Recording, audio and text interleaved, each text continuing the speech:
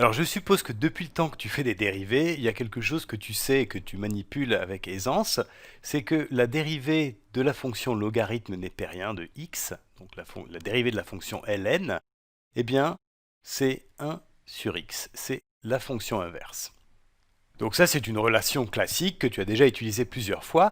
Dans cette vidéo, notre but, ça va être de trouver la dérivée, de calculer la dérivée de toutes les autres fonctions logarithmes. Donc par exemple, si je prends la fonction logarithme en base a de x, eh bien on va essayer de calculer sa dérivée. Alors pour faire ça, évidemment, la clé c'est de comprendre, de bien comprendre qu'est-ce que c'est que ce logarithme en base a du nombre x. Pour comprendre ça, je pense que tu as déjà vu ce qu'on appelle les formules de changement de base, tu as dû les voir, en tout cas sur la Khan Academy on en a parlé. En fait, le changement de base de logarithme, on peut le faire de cette manière-là. Si on a le logarithme en base a d'un nombre b, eh bien on peut exprimer ce nombre-là en faisant intervenir un logarithme dans une autre base. Donc, par exemple, ça va être égal au logarithme en base c du nombre b divisé par le logarithme en base c du nombre a. Voilà.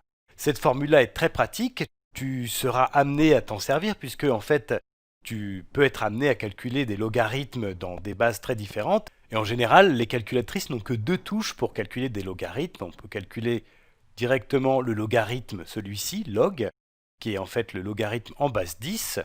Donc si par exemple tu veux calculer le logarithme en base 10 de 100, eh bien le résultat ça va être 2, puisque 100 c'est 10 puissance 2.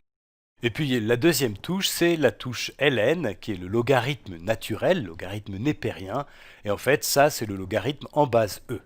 Donc logarithme de x, en fait, c'est logarithme en base e de x. Donc voilà, ça, c'est les deux touches que tu as à ta disposition. Mais si tu veux, par exemple, calculer le logarithme en base 3 de 8, eh bien tu seras obligé d'utiliser cette formule-là.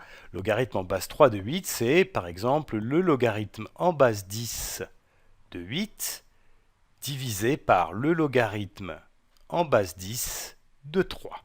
Donc ça, tu peux le calculer avec la calculatrice. Si tu préfères, tu peux choisir la touche ln et donc exprimer ce logarithme en base 3 de 8 en fonction de logarithme népérien. Ça va être logarithme népérien de 8 divisé par logarithme népérien de 3. Voilà, donc tout ce blabla pour dire que en général, la fonction logarithme en base a de x, eh bien tu peux l'exprimer en fonction d'un autre logarithme. Alors ici, comme on connaît la dérivée de la fonction logarithme népérien, ce que je vais faire, c'est exprimer le logarithme en base a de x en fonction du logarithme népérien. Donc c'est logarithme népérien de x divisé par logarithme népérien de a. Donc, je vais utiliser ça, je vais calculer la dérivée de cette fonction-là, mais cette fonction-là, logarithme en base a de x, je vais l'écrire comme ça, c'est logarithme népérien de x divisé par logarithme de a. Et ce qu'il faut comprendre ici, c'est que logarithme de a est une constante. Donc en fait, je vais écrire ça comme ça. C'est 1 sur logarithme naturel de a multiplié par logarithme de x. Et du coup, je peux faire sortir la constante de la dérivation. Donc ça va me donner 1 sur logarithme naturel de a multiplié par la dérivée de logarithme de x qui est 1 sur x. Voilà. Donc on peut même condenser un peu ce résultat. En fait, la dérivée de logarithme en base a de x, c'est 1 sur logarithme de a, logarithme naturel de a, fois x. Je vais mettre des parenthèses pour pas qu'on se trompe. Voilà. Donc si par exemple on te demande de calculer la dérivée de cette fonction-là, f de x égale logarithme en base 7 de x, eh bien tu appliques tout de suite cette formule-là, f' de x, c'est 1 sur logarithme naturel de 7 fois x. Et on peut aussi utiliser ça pour calculer par exemple les dérivées de fonctions comme celle-ci, moins 3 fois logarithme en base pi de x.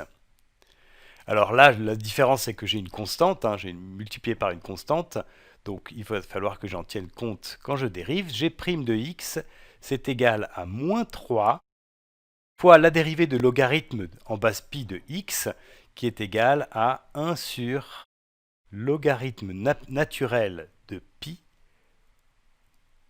fois x. Voilà.